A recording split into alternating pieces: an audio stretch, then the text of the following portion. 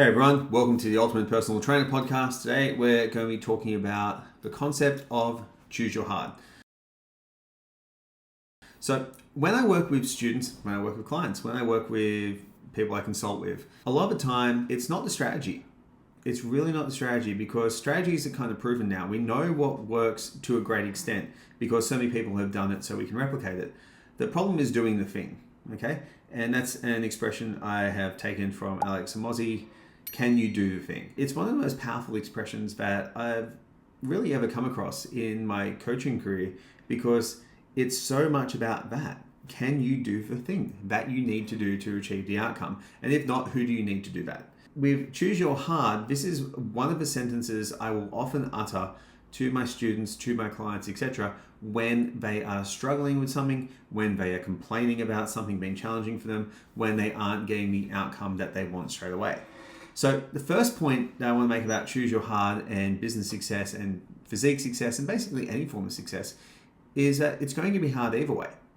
It's going to be hard when you make money. It's going to be hard when you don't have money.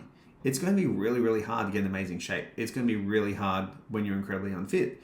So both of them are going to be hard. It's just like, when is it going to be hard? When are you prepared to do the hard thing? So with fitness, for example, are you prepared to get up now, go for a walk in the morning, do your steps, do your early morning cardio, do your heavy weight training, whatever, to get in really good shape and set a really good foundation of cardiovascular, metabolic, and muscular health for the long term?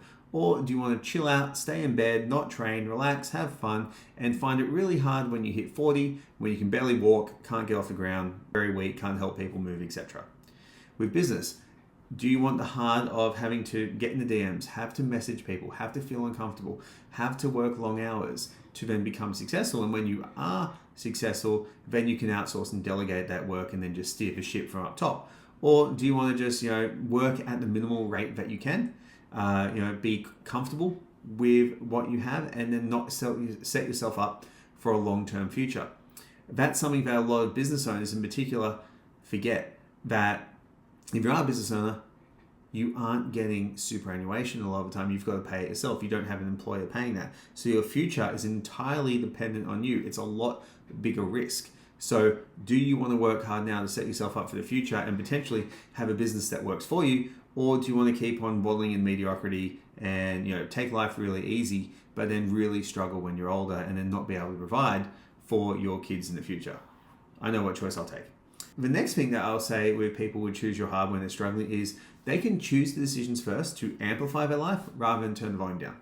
If we're going to talk about physical fitness, for example, is going for a run, is building up to be able to run a pretty comfortable 10K something that's going to amplify your life or turn the volume down? It's certainly going to amplify your life because it's going to give you a higher degree of metabolic fitness, mitochondrial health to be able to do more. Whereas, staying in bed and not doing the thing, not getting to see the sunset or whatever it is going to turn the volume down. Now, it's not that turning the volume down is a bad thing. I'm totally for people turning the volume down. It's about how often do you do that. You should be turning the volume up more than you turn the volume down. For business, turning the volume up is launching that thing that you were scared to do going to amplify your life, or is it going to turn the volume down? Do you want to take the risk and live large, or do you want to play it safe? And again, not all the time, don't recommend people live large. I often reckon sometimes they play it safe, but they play it safe to then build up to be able to take that opportunity in the future and get the most out of it. They're both going to be hard. It's about choosing your hard, but then choosing your hard at the right time. Do you have to turn up or turn it down? And a lot of the time, turning it down is the hard decision, particularly with business. So maybe taking a step back to reinforce your business, to make sure that you get the best clients in your business, you're giving the best service. That can be a lot harder than partnering with someone that could potentially bring you a lot of clients, but it's not going to be something that's congruent with your vision and your values. So choosing your hard there is very hard. And the last point I want to make about choosing your hard is the hard gets easier to choose after a while. We have all seen the popularity of ice baths and cold exposure in people, improving their resilience to cold, to activate brown fat, whatever reason they have. I don't think any of those reasons are important enough to submerge myself in cold water every single day for 3 minutes and freeze. I think the biggest value to it is a psychological tool that you chose that hard and you continually choose that hard each and every day and it gets easier to choose. It's always the first decision that is the hardest to make.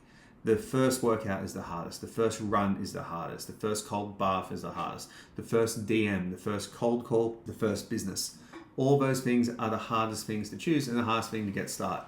But once you do something once, it gets easier and easier to choose that hard decision after a time.